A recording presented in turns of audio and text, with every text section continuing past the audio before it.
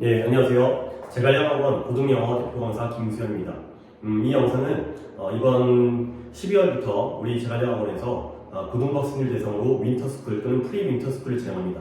그때 매주마다 한 세트의 모의고사의 정식 모의고사를 보긴 하지만 그 부분 말고 아이들이 수준에 맞는 그리고 자신의 약점 또는 이제 좀 더 발전시켜야 되는 부분, 그런 부분들을 위해서 문제의 유형별로 아이들에게 이제 미니 모의고사를 배부하고요. 그리고 거기에 대한 해설 강의가 되겠습니다. 그래서 일단 대상은 예비 고1, 현재 이제 중3 학생이 되고요.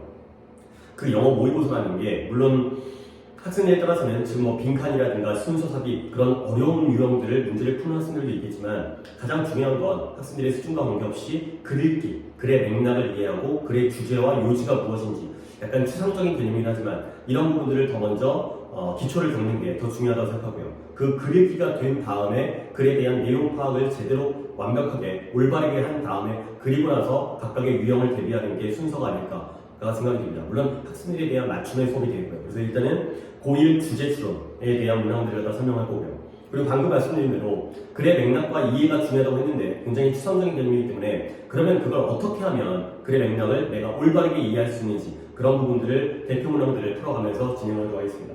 일단 첫 번째 문항은 8번 문항이 되고요. 전체 16개 중에서 한 2문항 정도 해설을 하도록 하겠습니다. 자, 그러면 글 읽기에 대한 설명을 드렸는데요. 일단 글 읽기라는 건 우리가 단순하게 생각했을 때 글의 주제와 요지를 파악하는 거죠. 이 글의 주제와 요지가 무엇인지, 그리고 좀 더 나아가서는 글이 나에게 무슨 얘기를 갖다가 어떤 순서와 흐름으로 얘기를 하는지 이 맥락을 잡는 것, 흐름을 잡는 것, 이런 것들이 의미가 있어요. 근데 이런 부분은 다시 한번 얘기하지만 그걸 어떻게 할 것이냐 이런 부분이죠. 근데 조금 더 세부적으로 구체적으로 설명드리면 독해에서 가장 중요한 건 주제 추론뿐만 아니라 빈칸과 순서, 위치, 그 다음에 요약, 그 다음에 함축적 의미 모든 유형에 다 공통된 사항을 합니다. 공통적으로는 내용 파악을 위해서는 가장 중요한 건 지침이에요. 이 지시어가 무엇을 가리키는지를 파악할 수 있다는 것 자체가 내가 이걸 이해하고 있다는 것의 일단 기본적인 1단계, 기초 단계가 되죠. 그리고 글이 길어지는 경우에 그 글 속에서의 병렬 구조를 보는 것이 그 다음으로 중요합니다. 이 병렬이라는 건 쉽게 말해서 A, B, C 이 나열된 것들을 찾는 건데요. 병렬이 문법적으로도 의미가 있긴 하지만 글의 독해에서도 병렬이 여러 개가 나오게 되면 그 각각의 요소들이 개별적으로 중요한 게 아니라 그 여러 개의 병렬의 요소 중에 상위 개념, 그것들을 통합할 수 있는 개념이 글의 주제가 되죠. 그리고 마지막으로 가장 난이도가 있는 문항들에서 등장하는 건데요. 대조관계를 파악을 해야 됩니다. 그러니까 이 수능 모의고사의 지문들이 대부분이 이 논리적인 글들이거든요. 근데 논리성을 띠고 있는 글들의 특징이 뭐냐면 A가 나오면, 즉 플러스 B의 개념이 나오면 그 반대되는 B라는 마이너스 개념이 등장한다는 거예요. 그러니까 A와 B, 좋은 것과 나쁜 것, 플러스와 마이너스 이런 것들을 잡아주게 되면 글의 맥락을 이해하는 데 굉장히 도움이 되고요. 그걸로 나중에 빈칸과 순서, 삽입까지를 해결할 수 있는 그런 방법이 되겠어요. 그래서 일반적으로는 맥락 파악과 주제 요지를 하기 위해서 우리는 구체적으로 지침과 병렬과 대조를 찾는다. 이런 식으로 기본적으로 보시면 되겠습니다. 그러면 실제로 이러한 글 읽기 방법이 실제 독해에서 어떻게 적용되어지는지 한번 따져보도록 하겠어요. 자, 봅니다. 자, parents, 부모님들은 종종 주장한대요. 근데 뭐라고 주장하냐면 그들이 많은 시간을 소비하고 사용한다는 거지. 근데 누구와 함께? 아이들과 함께. 자, 부모들은 아이들과 함께 많은 시간을 쓴다라고 주장하고 있다는 거예요. 근데 실제로는 what they mean, 일단 문장의 구조 파악의 방법을 좀 보여드릴 건데요. 절을 이 문장 속에 있는 하나에 포함된 종속절을 체크할 때 이런 방법이 좋아요. 형용사절의 경우에는 이것도 이제 첫 강의이기 때문에 한번 조금 구체적으로 설명드리면 형용사절이라는 건 앞에 있는 명사를 꾸며주는 상황이 되겠죠. 그럴 때는 그 뒤를 이렇게 괄호로 묶어주는 게 좋습니다. 뭐 이미 이런 방법을 택하고 있는 학생들도 있겠지만 이런 수식 관계를 보여주는 거예요. 근데 명사절의 경우에 문장의 핵심적인 주어나 목적어나 보호로 쓰이는 명사들의 경우에는 이런 식의 쐐기 괄호를 묶어주는 게 보기에 편해요. 그러니까 각자의 뭐 좋은 방법이긴 하겠지만 일단은 제 수업은 이런 식으로 절에 표시를 한다. 이렇게 좀 참고해 주시면 이해하시는 데 도움이 될 거예요. 그래서 what they mean, 그들이 의미하는 것, 그 부모들이 의미하는 걸 알고 보면 뭐냐면 not A but B라는 표현이 있죠.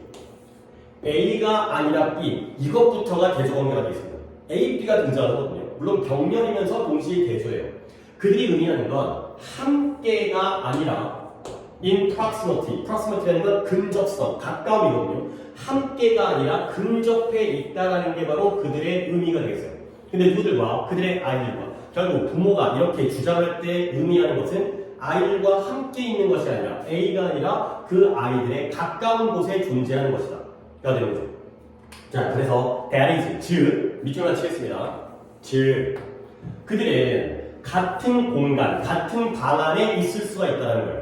근데 누구와? 그들의 아이들과. 근데 문제는 뭐냐? 아이와 한 방에 존재하긴 하지만, 그러나, 역적은 이런 세모 표시를 하면 좋죠.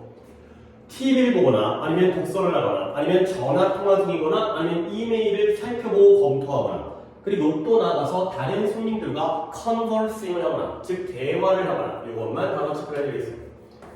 이런 식으로 하면서 아이들과 그런 공통의 같은 방 안에 있을 뿐이라는 거죠. 방금 내가 병렬에 대한 말씀을 드렸었는데요. 여기 이 or라는 접속사가 몇 개를 연결하고 있나요? 앞에 있는 watching TV 한번 번호를 얘기했어요. 이게 1번이고요. reading이 2번이고요. 형태는 다르지만 통화 중이라는 게 세 번째 개념이 되겠죠. 그 다음에 이메일을 검토하거나 마지막으로 다른 손님들과 대화를 하면서 이렇게 하면서 같은 공간 안에 있다는 거죠. 그러니까 이 병렬이라는 게 물론 형태가 조금 다른 게 하나가 껴있긴 하지만 동명사들끼리 ing 형태의 동명사들끼리의 병렬이죠. 이게 문법적으로는 이런 게 의미가 있고요. 그리고 독해의 내용적으로는 이 5개의 병렬의 내용이 각각이 중요한 게 아니라 이 전체의 상의 개념이 중요하다고 했죠. 결국 아이들과 함께 있긴 하지만 아이들과 진짜 함께 하지는 않는 상황, 자기 자신은 다른 활동에 참여하고 있는 상황, 이게 바로 실제 사실이 된다는 거죠. 자, 그러면 what is needed? 필요로 되어지는 게 무엇이냐? 약간 느낌이 주제문이 등장하잖아요. 우리가 이 상황에서 어떤 이러한 문제적인 상황에서 우리에게 필요한 것, 결국 이것도 명사절이기 때문에 이렇게 묻겠고요. 결국 이 상황에서 필요로 되어지는 건 무엇이다? 적극적인 참여가 되겠어요. 이런 액티브한 인게이지먼트와 아이들과의 적극적인 참여가 바로 필요로 되어지는 것이 되는 거죠. 자, 그러면 이것은 뭘 의미하느냐? imply라는 건 암시하다지만 의미하다, 나타내다 이 뜻이죠. 뭘 의미하냐면 역시 또 한 번의 병렬이 나야 되는데 지금 처음부터 번호를 한번 매기겠어요. 이건 뭘 의미한다? 첫 번째, 함께 글을 읽어야 돼요. 두 번째, 스포츠라든가 아니면 게임도 같이 아이들과 함께 하죠. 그리고 퍼즐도 같이 풀고요. 그리고 요리와 그 다음에 식사도 같이 하는 거죠. 쿠킹 앤 이팅이 묶여서 하나의 통합 개념이기 때문에 여기에다가 4번을 체크하는 게 구조적으로 올바른 판단이죠. 그리고 그들과 여러 가지 문제에 대해서 여러 가지 것들을 토론을 하고요. 번호를 좀 참고하다. 그 다음에 함께 농담도 하고요. 언제 끝나지? 그 다음에 쇼핑도 함께 하고요. 번호를 매기 실패인데 약간 후회가 되죠. 그 다음에 블럭놀이도 함께 쌓게 되겠고요.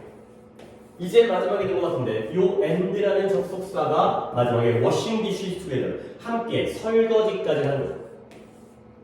그러면 역시 또 9개의 병렬이 나왔어요.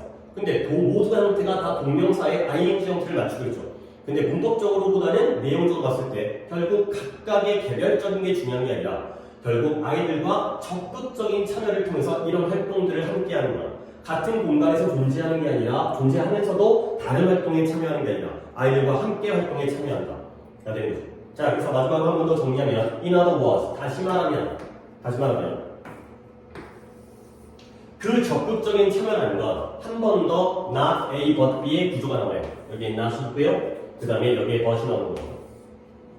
A가 아니라 B다. A가 아니라 B다. A는 뭐냐면 단지 아이들과 컴퍼니라는 게 동반, 함께 있음. 아이들과 함께 동반하고 있는 것.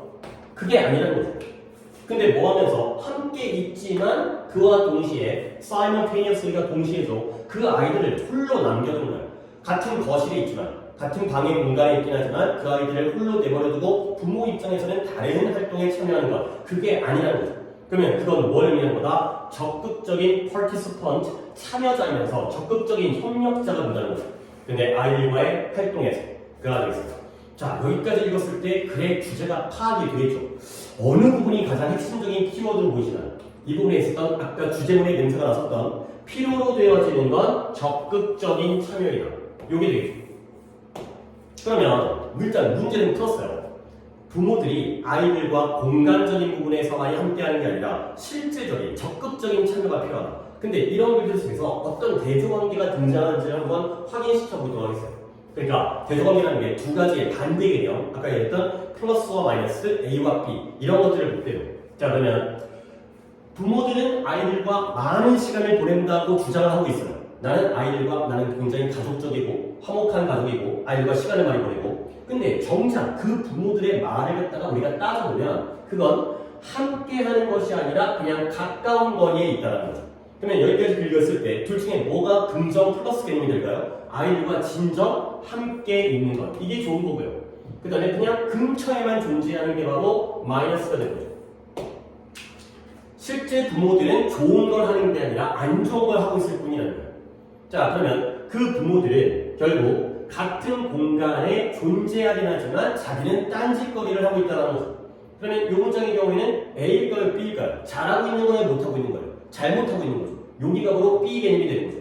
그러면 이쪽이 B 개념이 문제점이기 때문에 이 대리지 부분이 안 좋은 상황이지. 그러니까 이 부분에서 그 문제점을 해결하기 위한 긍정 개념이 등장하는 거죠. 결국 이 상황에서 필요로 되어지는 건 적극적인 참여. 이게 바로 우리에게 필요한, 부모에게 필요한 그러한 활동이 되겠습니다. 자, 그러면 좀 더 구체적으로 역시 병렬로 나열하고 적극적인 참여의 종류가 1번부터 9번까지 나열되어져 있는 거예요. 자, 마지막에 한 번 더 대조관계를 확인하면 결국 적극적인 참여라는 건 아이들과 함께 동반에 있으면서도 아이들을 홀로 내버려 두는 것이 아니라 같은 공간에 있지만 아이들을 그냥 홀로 내버려 두는 게 바로 A가 되겠고요. A가 아니 B죠. B가 되겠죠. 그렇죠? 잘못된 게 B이기 때문에 부정적인 게. 진정한, 실제 부모가 하고 있는 건 잘하는 게 아니라 못하고 있으니까 결국 진정한 참여, 적극적인 참여는 잘못하고 있는 것이 아니라 뭘 의미한다? 적극적인 참여자와 그러한 협력자가 되는 것이다. 이렇게 글을 읽어주시는 게 올바른 글의 맥락과 글의 주제, 요지 파악이 되겠습니다. 예. 그래서 아까 처음에 첫 지문이다 보니까 이야기가 좀 길어지긴 하는데 주제와 요지와 맥락을 파악한다는 그런 추상적인 개념을 우리가 어떻게 해결할 것이냐? 지칭은 솔직히 등장하진 않았어요. 이때 대의 정도가 부모를 가리킨다. 이 정도가 되고요. 이때 이 가리키는 게 적극적인 참여를 나타낸다. 정도가 가벼운 지칭이 되고요. 병렬에 대해서 설명드렸지만 여러 가지의 병렬이 등장했을 때 문법적인 요소를 배제하고 독해적인 관점에서 봤을 때는 그 여러 가지를 모두 다 따져드는 게 아니라 그 상위 개념을 찾는다. 그러면 1번부터 5번까지의 경우에는 잘못된 그러한 이제 동반이 되고 1번부터 9번까지가 적극적인 참여의 그 상위 개념이 되고요.